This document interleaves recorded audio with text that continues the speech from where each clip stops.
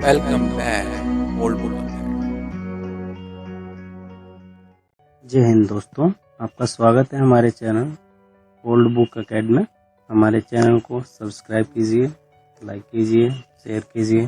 आप सभी का बहुत बहुत धन्यवाद। आज हम कृतिका का भाग 2 कक्षा 10वीं एनसीईआरटी की पुस्तक है, इससे इसका पहला पार्ट पढ़ेंगे, समझेंगे। उसका नाम है माता का अंचल। इसके बारे में हम थोड़ा सा जानेंगे आज, फिर आगे और वीडियोस में इसके आगे पूरा पार्ट ऐसे ही पढ़ेंगे। जैसा कि आप देख रहे हैं, पाठ के जो लेखक हैं इनका नाम है शिव पूजन साय। सबसे पहले हम देखते हैं माता का अंचल। अंचल, आप लोग सोच रहे होंगे आंचल होता है तो अंचल क्यों?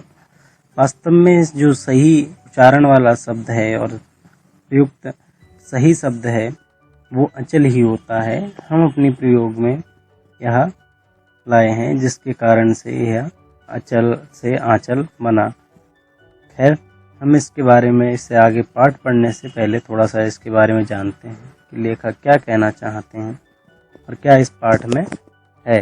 तो आप लोग जैसा कि देख रहे हैं, समझ रहे हैं कि जो माता का अंचल है, इसमें जो लेखक हैं इन्होंने अपना बचपन का थोड़ा सा बताया है कि क्या था, कैसे रहा। तो जो लेखक हैं वो बहुत ही कह सकते हैं कि अपने मतलब माता पिता और उनसे उतना ज़्यादा नहीं था लगाव, लेकिन इनके पिता से इन्हें बहुत लगाव था। इन्होंने इसमें कहा और समझाया कि उनका बस माँ से जो रिश्ता रहा वो दूध पीने तक का रहा।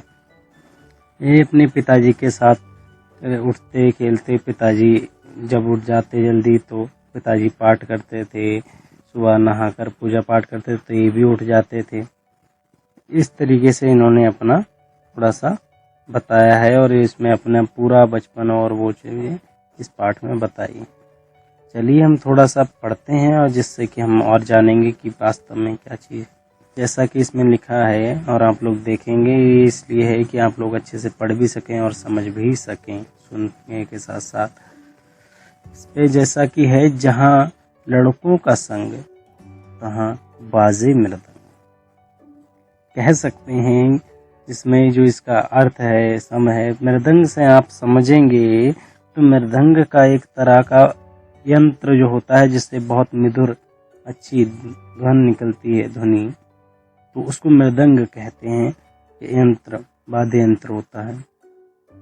तो उसकी तरह ये जो लड़कों का संग बताया, मतलब जो बचपन में, तो जब बाल अवस्था में हमारा समूह बनते हैं, दोस्त होते हैं, इनमें जो संग जब बनता है तो मृदंग से उस टाइम पे ऐसा लगता है समय में। आगे करते हैं, जहाँ बूढ़ों का संग तहाँ खर्चे करता है। इसमें ये बता रहे हैं कि जो बूढ़ों का संग है वहाँ खर्चे करते हैं। ऐसा नहीं कि वो खर्चा कम करते हैं या वो कुछ या कंजूस हैं, लेकिन वो बहुत समझदारी से करते हैं। यहाँ पे इस चीज़ का इसका महत्व है और मतलब है। हमारे पिता तड़के उठकर निवट नहा कर पूजा करने बैठ जाते थे। लेखक जो हैं ये कह रहे हैं कि तड़के से कहने का तात्पर्य है सुबह सुबह जल्दी, प्रभात कह सकते हैं, सुबह की जल्दी तड़के उठकर नहाकर पूजा करने बैठ जाते थे।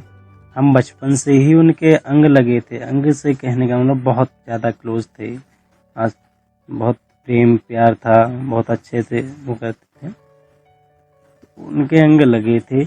माता से केवल, जैसा कि आपको बताया कि माता से केवल दूध पीने तक का नाता था। आप लोग समझ रहे हैं कि दूध पीने मतलब ज़्यादातर उनका समय जो था पिताजी के साथ था। माता से जब भूख लगती तब आपने दूध पीने आते। इसलिए पिता के साथ ही हम भी बाहर की बैठक में सोया करते थे। बाहर बैठक से यहाँ तात्पर्य है जैसे बाहर का बरामदा होता है, या कुछ लोग अलग से बैठने के लिए मेहमान आए या कोई अनजान लोग हैं उनको बैठने के कमरे से, बैठक से तात्पर्य है।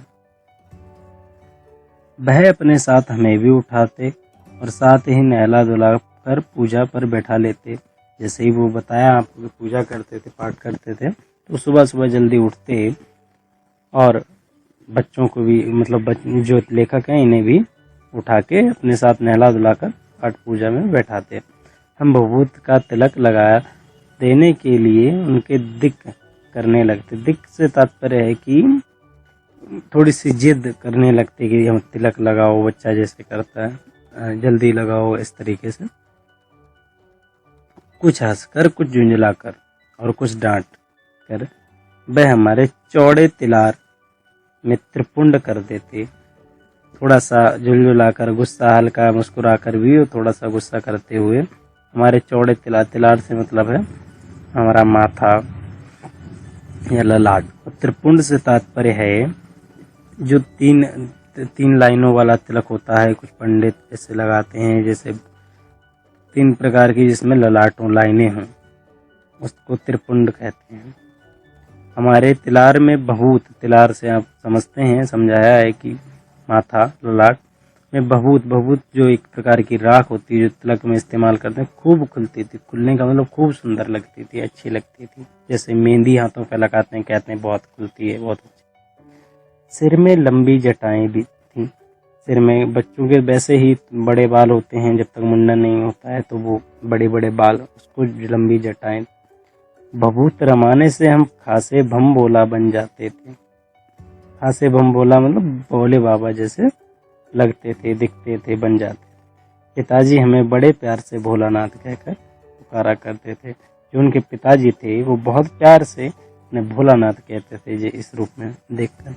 पर असल में हमारा नाम था तारकेश्वर नाथ। जो लेखक हैं वो कह रहे हैं कि उनका बचपन का नाम जो था तारकेश्वर नाथ। हम भी उनको बाबूजी कहकर पुकारा करते थे और माता को मैया।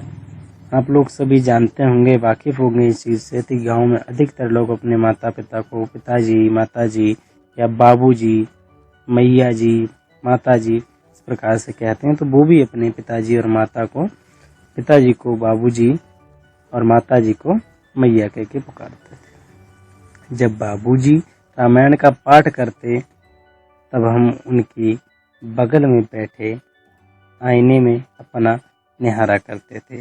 अपना जब मुंह निहारा करते थे, आईना, छोटे छोटे आईने में रखें जिसमें हम अपना चेहरा देखते हैं, बाल संवारते बनाते हैं।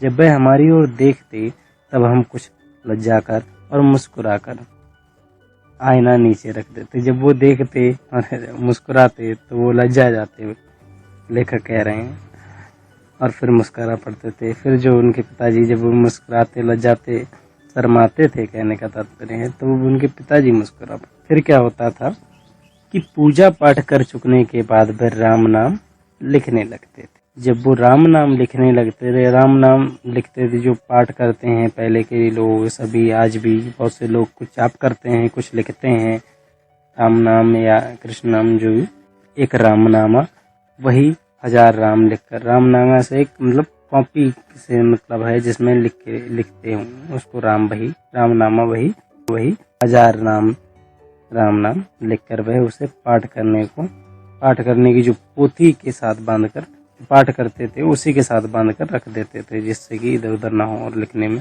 जब पढ़ें पाठ करें तो वो लिखने का उसी टाइम में बांध कर रख देते। तो आज हम इस पाठ को यहीं तक रखते हैं। एक बार शब्द अर्थ जो हैं उन पर एक बार और लेते हैं नज़र और समझ लेते हैं। जैसा कि मैंने पाठ में पढ़ते पढ़ते आपको समझाते हुए भी बताया, मृदंग का जो था एक तरह का वाद्य यंत्र जिसमें मृदु ध्वनि बड़ी बहुत अच्छी ध्वनि निकलती उसको। और तड़के का जो हमने बताया था कि सवेरा बेबी प्रभात और सवेरा दिया है। तिलार का ललाट, पुंड का एक प्रकार का तिलक जिसमें ललाट पर 3 आड़ी या अर्धचंद्राकार रेखाएं बनाई जाती हैं। ये कुछ शब्द अर्थ हैं, इन्हें आप समझिए। आगे की वीडियो में हम देखते हैं और आगे पढ़ते हैं। आपका बहुत बहुत धन्यवाद। Thank you for watching my channel and please like, subscribe and share.